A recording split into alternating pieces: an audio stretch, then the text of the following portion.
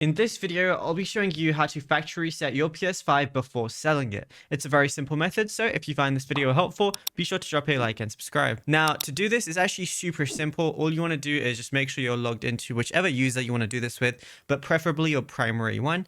And let's say you want to factory reset it, maybe you're selling it or you want a fresh start, anything like that. Once you're on your PS5, all you want to go ahead and do is go to the top right where it has your settings. Then once you're here, you're going to see a lot of different options.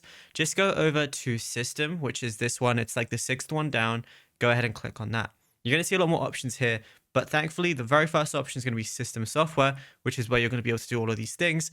And then right at the bottom, you're going to see reset options. What I'd recommend doing before that is just backing up your PS5 just in case anything goes wrong.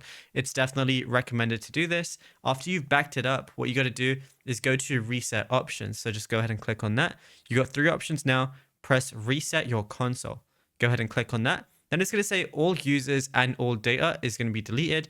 Console sharing and offline pay will be disabled for all users on this PS5 as well.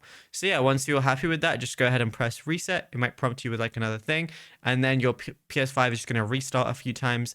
And yeah, once you turn it on again after that, it's going to be like as if you just got your PS5. So you're going to have to log into all users again and make more users or anything like that. But it's as simple as that.